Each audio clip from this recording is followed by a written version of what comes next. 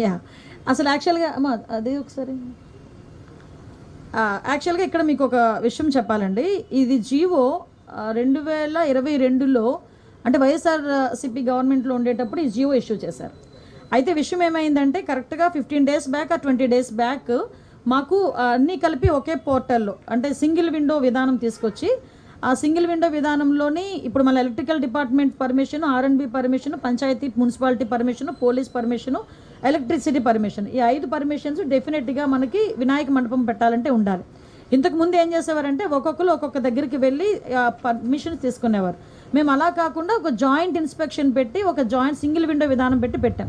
అయితే ఆ రోజు ఏం చేశారంటే ఇదే జీవోని నాకు డిపార్ట్మెంట్ వాళ్ళు తీసుకొచ్చి ఇచ్చారు. ఇస్తే నేను యాస్టేజ్గా ఈ జీవోలోని ఏదైతే ఉందో మేము దాన్ని చెప్పడం జరిగింది. అయితే ఈ విషయం తెలుసుకున్న వెంటనే గౌరవ సీఎం గారికి విజ్ఞప్తులు వచ్చినాయి. గౌరవ సీఎం గారు కూడా దీని విషయం మీద మమ్మల్ని అడిగిన వెంటనే సార్ ఇలా జరిగింది, ఇలా జీవో ఉంది అంటే ఇమ్మీడియట్గా ఆపండి, ఎవరు కూడా రూపాయి కూడా కలెక్ట్ చేయొద్దు. ఎస్పెషల్లీ ప్రతి సౌండ్ సిస్టమ్కి మనకి ఏదైనా మనం సౌండ్ సిస్టమ్ పెట్టామంటే దానికి పర్టికులర్గా మైక్కి పర్మిషన్ తీసుకోవడానికి 100 రూపాయలు తీసుకుంటారు డిపార్ట్మెంట్ వాళ్ళు కూడా.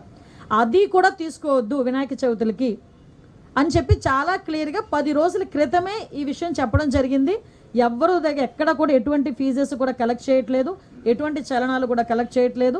ఏదైతే వినాయక చవితి అదేవిధంగా దుర్గా నవరాత్రి ఉత్సవాలు మన రాష్ట్రంలోనే కాదు మన దేశంలో చాలా ప్రెస్టేజియస్గా చాలా భక్తి శ్రద్ధలతో చేసే భక్తులు ఎవరైతే ఉన్నారో వాళ్ళెవరు కూడా ఇబ్బంది పడకూడదనే 10 రోజుల క్రితమే గౌరవ సీఎం గారు అందరికీ కూడా ఇన్స్ట్రక్షన్స్ ఇవ్వడం జరిగింది.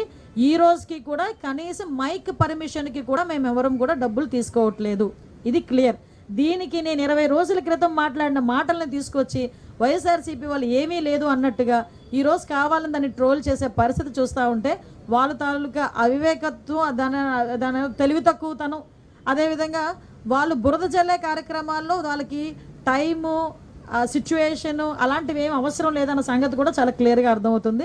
ఇది క్లియర్గా ప్రజలందరికీ కూడా అర్థం కావాలి కాబట్టి చెప్తున్నా. ఇది ఆల్రెడీ 2022లో ఇచ్చిన జీవో.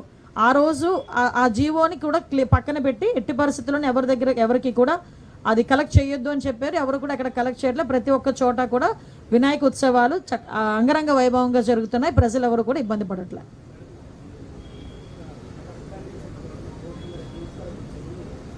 ఎంక్వైరీ జరుగుతుందండి, దాని మీద ఎంక్వైరీ జరుగుతుంది, చాలా డీటెయిల్గా ఎంక్వైరీ జరుగుతుంది.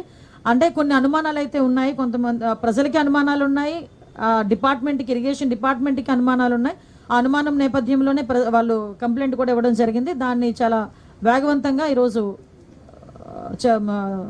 తీసుకుంటున్నారండి.